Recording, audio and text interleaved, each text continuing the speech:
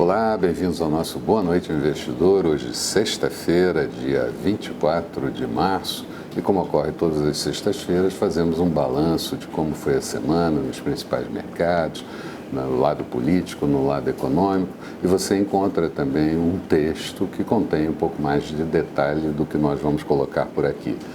Mas eu vou começar dizendo que tivemos uma semana complicada no mercado de risco em todo o mundo e aqui com alguns agravantes. Novos fatos acabaram surgindo e com eles vieram a aversão ao risco e a volatilidade que estiveram sempre presentes em quase todos os dias da semana. Mexeram muito com o comportamento dos agentes intra e entre pregões, alternando entre positivo e negativo, e por aqui seguimos tendo os efeitos da Operação Carne Fraca, desenvolvida pela Polícia Federal, novos desdobramentos da Operação Lava Jato e muita reação das lideranças políticas no Congresso Nacional. No que tange a carne fraca, 18 países suspenderam temporariamente a importação de carnes e derivados brasileiros e nossas exportações despencaram, demissões e fechamentos de frigoríficos, redução de compras para abate e muitos questionamentos sobre a atuação da Polícia Federal no que diz respeito a esse episódio. Isso acabou abrindo um espaço para que o Congresso Nacional desengavetasse o projeto de abuso de poder e isso também trouxe mais ruídos. Houve ainda largo bate-boca pela imprensa entre membros do Judiciário, o que certamente não agrega nada aos mercados. Já o governo acabou dando um passo atrás na PEC da Previdência, retirando do projeto a inclusão de servidores estaduais e municipais, e isso pode abrir também espaço para novos pleitos de militares, policiais, judiciários. O projeto de terceirização da mão de obra foi aprovado na Câmara com votação apertada, o que sinaliza que poderíamos ter problemas para a aprovação da PEC da Previdência. No plano econômico, um passo atrás do governo da Previdência permitiu uma leitura de que o processo de ajuste da economia pode ser um pouco mais fraco e um pouco mais demorado. Tivemos ainda, durante a semana, no lado político, o ex-presidente Lula deitando falação no Congresso do PT, e isso, sempre aquele discurso dele contra, que é a pessoa mais honesta do país, enfim, coisas do gênero, que também traz algum ruído. E sempre contra a Lava Jato, claro. Durante a semana, o governo também divulgou que espera fazer um corte de 58 bilhões no orçamento, mas não indica ser possível corte dessa magnitude. Conta ainda com algumas receitas extras provenientes de processos judiciais, mas também deixou praticamente claro que vai acabar elevando impostos, porque não tem outra solução para manter a meta de déficit de 139 bilhões de reais. O presidente do Banco Central também falou durante a semana, mostrou as incertezas que rondam a economia global, principalmente o comércio internacional, e como isso pode afetar marginalmente o Brasil, mas disse que o Brasil está mais sólido para absorver esses impactos. Tivemos ao longo da semana a divulgação do IPCA 15, uma prévia da inflação oficial do mês de março, uma alta de 0,15%, no acumulado do ano, uma alta de 1 ponto percentual e em 12 meses, inflação em 4,73%, a menor desde agosto do ano de 2014 e certamente nos próximos meses ainda vai cair um pouco mais. Saiu no último dia da semana também o déficit em conta corrente até o mês de fevereiro, 6 bilhões de dólares, mas plenamente coberto pelos 16,8 bilhões de dólares de investimento direto no país. As ações líderes do mercado local tiveram uma semana de grande sofrimento, muitas oscilações, e os investidores estrangeiros, esses foram um pouco mais comedidos na sua atuação, mas de qualquer forma tivemos ainda o agravamento da saída de recursos no mês de março, que até o último dia 22 constava como 2,9 bilhões de reais, mas no ano ainda positivo 4 bilhões de reais. Falando um pouco do cenário externo, as preocupações generalizadas com a atuação do presidente americano Donald Trump, mas antes disso, os investidores, logo no início da semana, se preocuparam com o comunicado oficial da reunião do G20, que ocorreu no final de semana passado e que não mostrou muito forte no que diz respeito ao livre comércio internacional, e isso permitiu uma leitura de que pode haver conflitos comerciais entre países e também desvalorizações competitivas das moedas. Com relação ao presidente Donald Trump, ele seguiu afirmando que vai fazer um maior corte de impostos desde a época de Ronald Reagan, pode ser até maior, segundo ele, mas até aqui nada foi explicitado. O que se colocava como grande teste era a aprovação num projeto alternativo ao Obamacare, um projeto de saúde dos republicanos, mas a última informação, no último minuto do dia da sexta-feira 24, foi que o projeto foi retirado de pauta por conta de não ter os votos necessários dos republicanos. Também tivemos ao longo da semana vários dirigentes do Fed falando sobre política monetária e também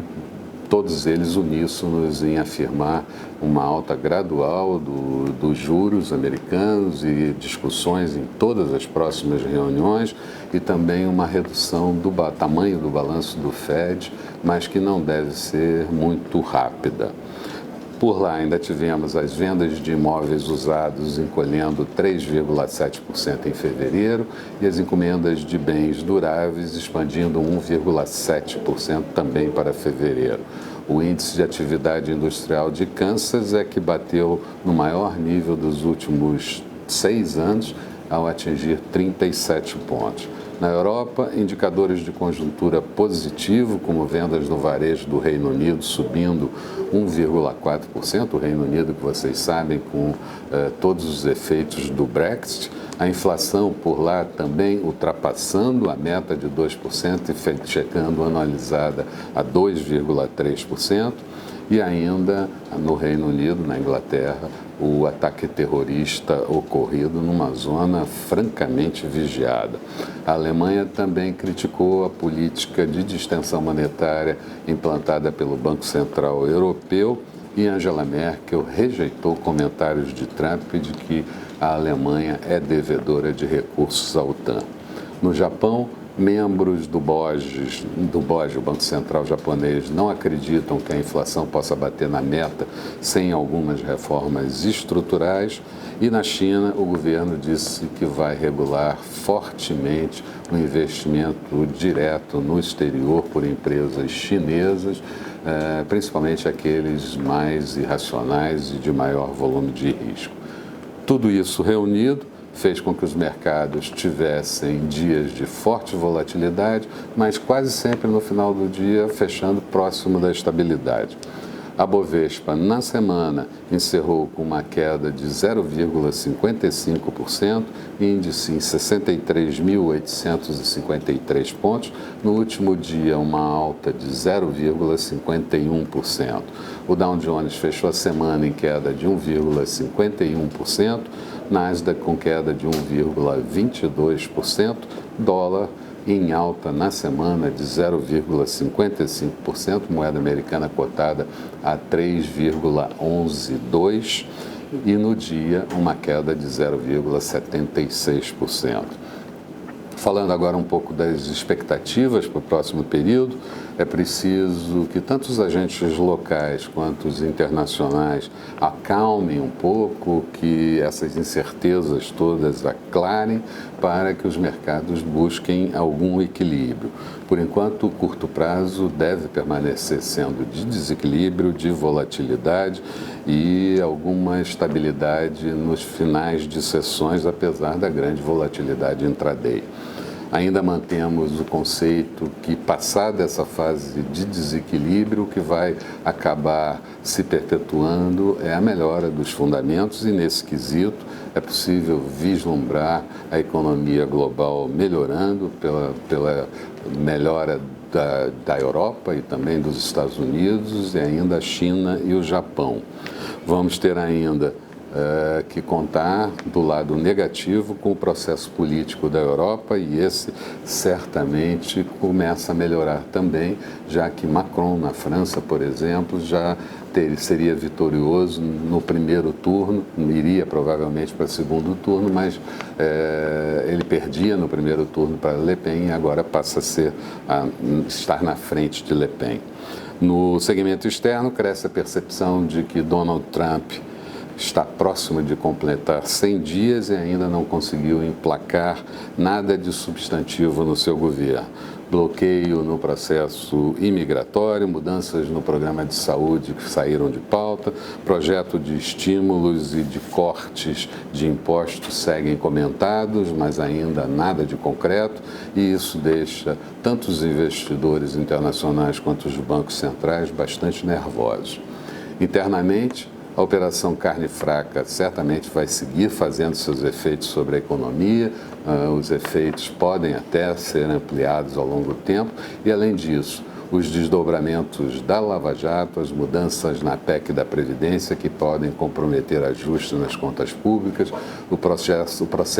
de terceirização com mudanças previstas pelo Senado, um abrandamento, os cortes no orçamento ainda não definidos, apesar do governo ter falado sobre isso durante a semana passada, e, finalmente, a elevação da carga tributária que pode ser anunciada no próximo período. Tudo isso somado parece ser responsável pelos desequilíbrios do presente nos mercados, mas somos de opinião que a tendência primária dos mercados é ainda de alta e acabará prevalecendo no conjunto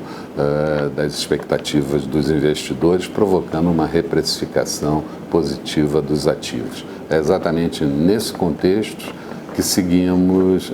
estimando que o mercado, em algum momento, vá novamente buscar aquele patamar perdido lá próximo dos 70 mil pontos, mas certamente vamos precisar novamente de ajuda dos mercados no exterior. Eram essas as minhas considerações, tenham todos um bom final de semana e retomamos na segunda-feira de manhã bem cedo com o nosso Bom Dia Investidor. Até lá então.